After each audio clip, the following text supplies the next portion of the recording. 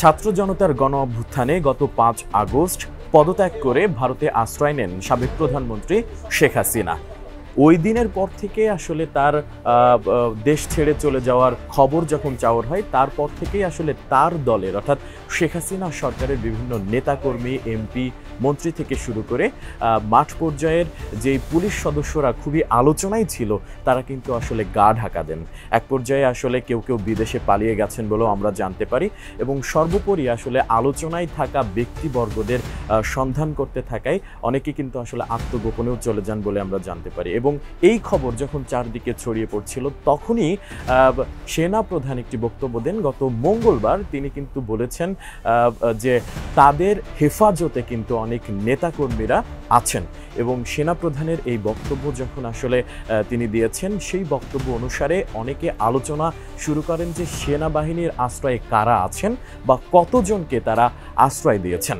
এই পরিপ্রেক্ষিতেই কিন্তু আইএসপিআর থেকে আজকে সকালে একটি বিজ্ঞপ্তি দেওয়া হয়েছে, এবং সেই বিজ্ঞপ্তিতে আসলে কতজন সেনাবাহিনীর কাছে আশ্রয় নিয়েছিল এবং কতজন এখন পর্যন্ত আছে, সেই সব বিষয়ে তারা জানিয়েছেন।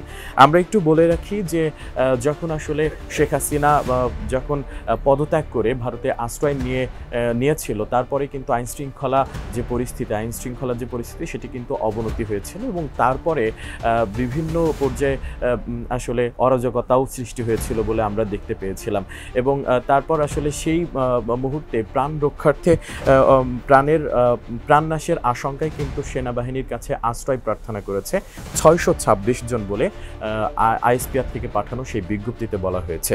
এবং সেখানে কিন্তু জানানো হয়েছে যে যারা সেনানিবাসে আশ্রয় নিয়েছিলেন তাদের মধ্যে 24 জন রাজনৈতিক ব্যক্তি, 5 জন বিচারক, আর 19 জন বেসামরিক প্রশাসনের কর্মকর্তা, 28 জন পুলিশ কর্মকর্তা এবং 487 জন পুলিশের বিভিন্ন পর্যায়ের সদস্যরাও কিন্তু আসলে সেনাবাহিনীর কাছে প্রাণনাশের আশঙ্কায় আশ্রয় গ্রহণ করেছিল। এবং এছাড়া তাদের পরিবারের স্ত্রী কিংবা সন্তানরা মিলে 51 জন, মোট 626 জন বাংলাদেশের বিভিন্ন সেনানিবাসে আশ্রয় গ্রহণ করেছিল বলে আইএসপিআর থেকে পাঠানো সেই বিজ্ঞপ্তিতে কিন্তু তারা জানিয়েছিল। ডিজাইন, এলিগেন্স, বিউটি, সেরা পণ্য সবার জন্য জেভিকো। এই পর্যায়ে একটু বলে রাখি যে যখন আসলে আইন শৃঙ্খলা অবস্থা যখন অবনতি হয়েছিল, তারপরেই কিন্তু এক পর্যায়ে অন্তর্বর্তীকালীন সরকার শপথ গ্রহণ করে, এবং শপথ গ্রহণেরও কিছুদিন কিন্তু আসলে আইন শৃঙ্খলার অবনতিই আমরা দেখতে পেয়েছিলাম।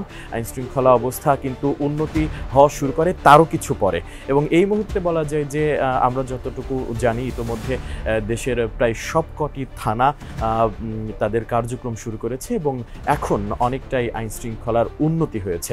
এমন পরিস্থিতিতে আজ সকালে আইএসপিআর থেকে পাঠানো সেই বিজ্ঞপ্তিতে বলা হয়েছে এখন পর্যন্ত তাদের কাছে আশ্রয় নেওয়া ব্যক্তির সংখ্যা 626 জন হলেও এখন অবশিষ্ট আছে মাত্র 7 জন।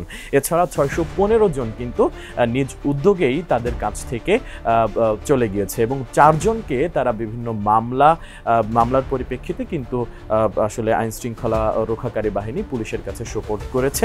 এবং এখন আসলে যেই 7 জন রয়েছে তারা আসলে পরিবার পরিজন নিয়ে তাদের কাছে রয়েছে। তবে এই 7 জন কারা সেটাও কিন্তু আসলে পরিষ্কার করে বলা হয়নি।